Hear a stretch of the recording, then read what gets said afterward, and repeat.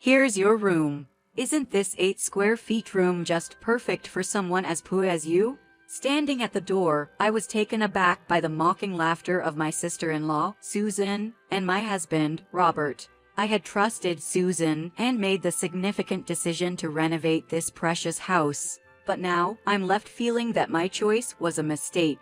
If only I had taken more time to think back then, and if only I had questioned Susan's actions and words. Regret flashed through my mind, but it's too late to change anything now. However, there's one thing I'm certain of deep down. I didn't make a mistake. The ones who deceived me and brought about this situation are Susan and Robert. I don't need to live with them. So I've decided in my heart to think of my next move and take action. I'm Mandy, in my 40s, living a normal life as a housewife. Currently, Robert and Susan live with me, and the 3 of us share our home. We used to live as a family of 5, Robert, his parents, and Susan. She had originally been married and lived separately, but a few years ago, she got divorced. Feeling lonely, she moved into our home.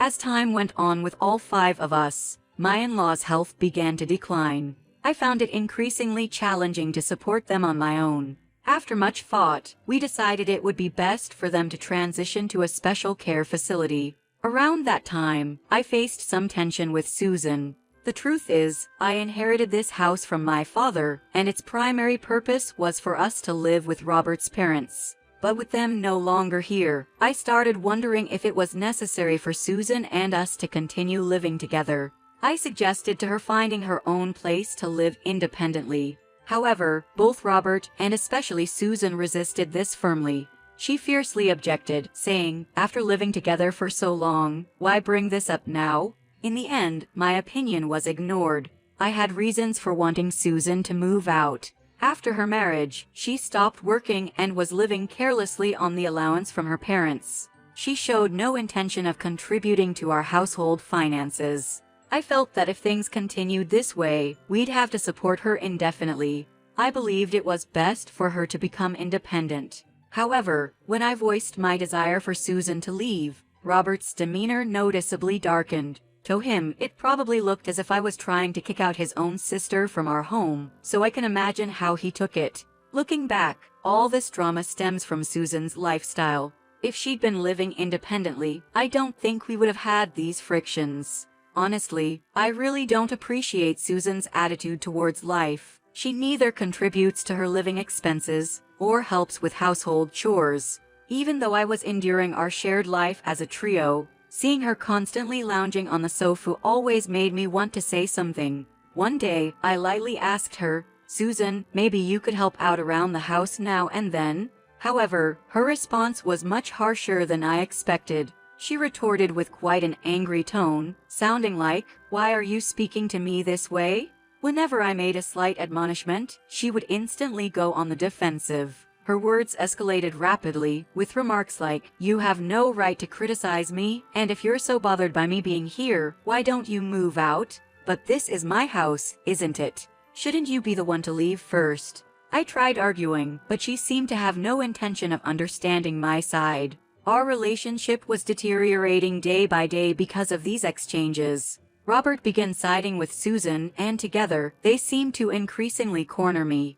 Every time Susan and I argued, she would run crying to Robert. He'd then say, "Why are you hurting my sister? Just because this is your house doesn't mean you can act so high and mighty." He made it sound as if I was entirely in the wrong. As these incidents repeated, my distrust towards both Robert and Susan grew. Whenever I was at home, I was constantly aware of Susan's presence, and conversations between Robert and me dwindled. Even as I wondered how I could get Susan to move out, I couldn't come up with a concrete solution.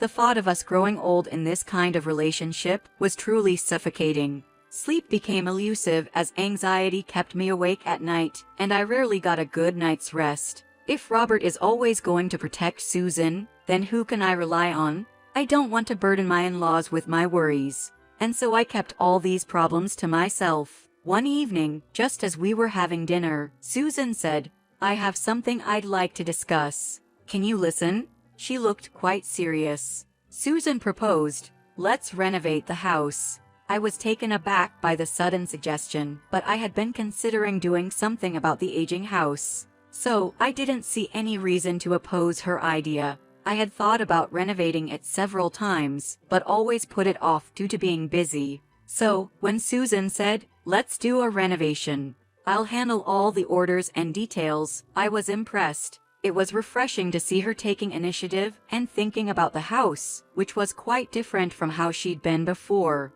Her proactive attitude gave me a glimmer of hope, even if just a tiny bit. At first, everything seemed to go smoothly, but gradually I began to notice some concerning points. For instance, Susan brought up deals from contractors that seemed way too cheap, or recommended providers with bad reviews that were easy to find with just a bit of research. I started to wonder if she was truly considering what was best for the house. I gently approached her and asked, "Are you sure about this? Are you handling everything properly?" To my surprise, Susan got incredibly angry and ran to Robert, complaining about our conversation. I felt the cold gaze of Robert, who seemed to believe that I had mistreated Susan. His words, "Why are you being so harsh on Susan? Enough is enough," truly shocked me. It was a stark realization that Robert saw me in such a way. Every time I made even the smallest suggestion to Susan afterward, she would give me a look as if to say, "Are you really sure you should be saying that?" and then complain to Robert. Robert started to become more dismissive of my concerns, sometimes even letting out a sigh, thinking not this again.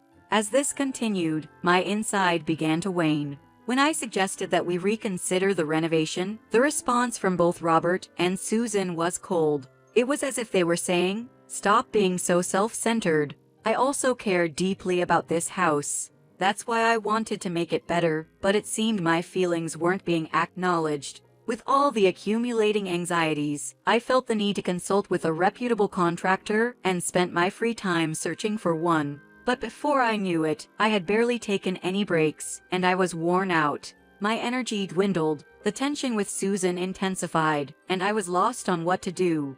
At first, I thought, "This can't be right," about the odd contractors Susan introduced. But over time, I lost the will to argue and dismissively said, "Maybe that place is good enough." To which she responded with a beaming smile, "Finally, you understand my thinking," and quickly initiated the renovation process. During the renovation, I stayed in a business hotel. It was a refreshing and enjoyable change, but I was still concerned about the house.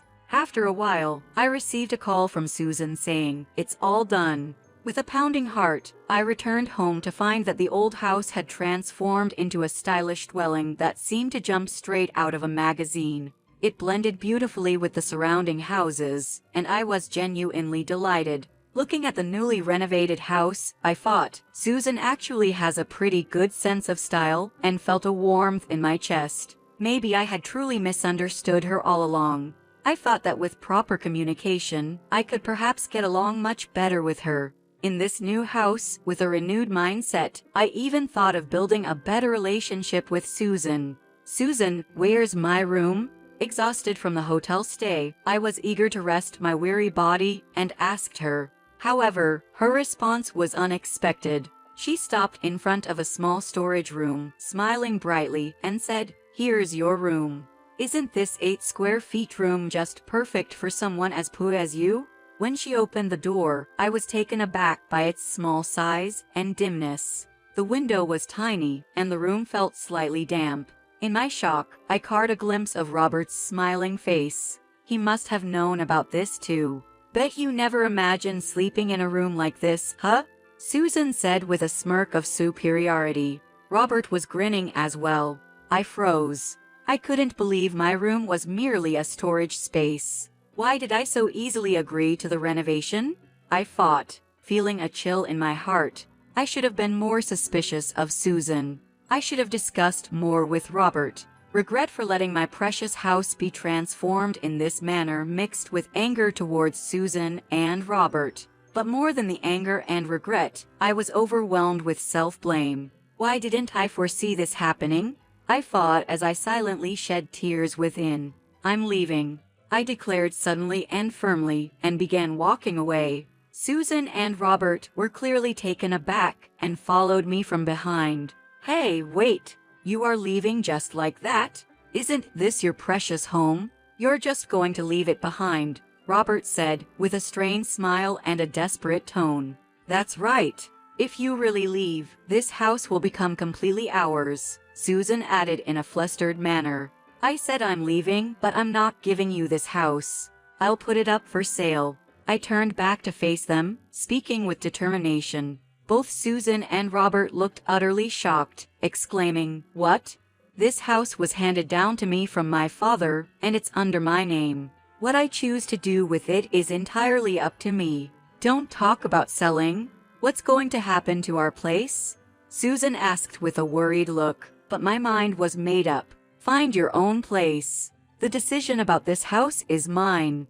I'll consult a real estate agent tomorrow. Saying this, I headed back towards the entrance. As Susan and Robert began to panic, they pleaded, "Wait a minute," but I didn't look back and left the house. A few days later, I temporarily moved to a nearby weekly rental apartment to settle my life down. The barrage of calls and messages from Susan and Robert seemed never-ending. It got to the point where it was simply too much, so I decided to block their numbers for the time being. What on earth were they thinking? I doubt they truly understand their situation or what was happening. I sometimes thought maybe they're hoping my in-laws would leave them some kind of inheritance. But in reality, my in-laws weren't that wealthy, and it's unimaginable that they would buy a luxurious house and then pass it on to us. It's about time I made them realize how privileged their lives have been. The next morning, I went to a local real estate agency to discuss selling the house. However, the agent seemed quite busy and said he couldn't appraise the property immediately. Given that, I decided to make a quick visit to the house to let Robert and Susan know about the current situation. But when I returned to my disbelief, the house was in utter disarray, and it had only been a night. Inside the house, contrary to the tidy exterior, it looked like nothing but a hoarder's mess. Mountains of trash extended from the entrance to the hallway, with scattered clothes and disposable household items everywhere. How did all this trash pile up? I wondered as I headed to the living room. There, sitting alone, was Susan in a somber mood. "Susan, what are you doing?" I asked. She flinched at my voice and, upon meeting my gaze, began to speak rapidly. "I'm sorry for everything I said yesterday. I truly recognized all the things you did daily, Mandy. But seeing you handle everything so perfectly, I might have been a bit jealous." Unable to express that, I ended up choosing hurtful words. Yet, deep inside, I genuinely hoped you would come back. "Let's take a new step forward, the three of us, okay?" She said this with tearful eyes, her voice full of remorse and sadness. Even if her words were genuine, whether I could forgive her was another matter entirely. "Mandy, I'm so sorry. We honestly don't know how things got this bad," Susan added, her face reminiscent of a child caught after mischief. "Previously, I was the one mainly responsible for cleaning and tidying up the house. Susan and Robert simply couldn't clean. It's not that they disliked it. They just truly couldn't. Thus, the house did get messy when I didn't clean, but I'd never seen it in such a chaotic state before. It was almost laughably disordered." I let out a deep sigh. Susan looked utterly defeated, murmuring, "I'm so sorry, Mandy. Please help. When Robert returns, let's discuss this together." Saying that, I began cleaning, as I always had. By the time Robert returned home, the room had been significantly cleaned up. Both he and Susan were so impressed that they exclaimed, "Wow!" However, I didn't feel pleased at all. "You both are adults, aren't you?" With a heavy dose of sarcasm, I placed some documents on the table. They were divorce papers. The expressions on Robert's and Susan's faces immediately turned to shock. Robert stammered, "Mandy, this is a joke, right?" Susan looked at me with tearful eyes, saying, "Why would you?" A tense atmosphere enveloped the room, and both Robert and Susan looked pale. I was exasperated with them for only thinking about themselves. "I don't clean and take care of the house every day just to cater to the two of you.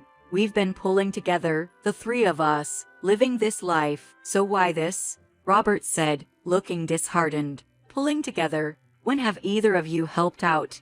Consider how I've felt, always doing my best. I can't put up with your selfishness anymore." When I said this, Susan, with tears in her eyes, shouted, "Wait. No matter what you say, I'm moving forward with the divorce." Susan cried, "I'm truly sorry. We should have acted more thoughtfully. Can't you give us another chance?" Her voice quivering with emotion. Robert also said, "I'm truly sorry. Can't we try again, together?" His pleading eyes fixed on me, but their words and gestures didn't sway my heart. And so, after moving forward with the divorce proceedings, both Robert and Susan seemed to give up, and our divorce was finalized. Their past actions put them in a very tough situation.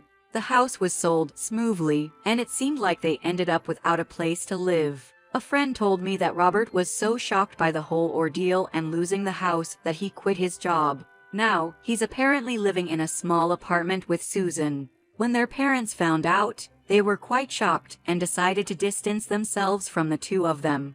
On the other hand, thanks to the house selling for more than I expected, I was able to start a new life in a rather chic apartment. I work comfortably from home and am enjoying my new life. Living alone again, I initially felt overwhelmed, unsure where to start, but gradually I started building up my own personal life. Having spent so much time living for others in the past, I now want to prioritize myself and enjoy my own life to the fullest.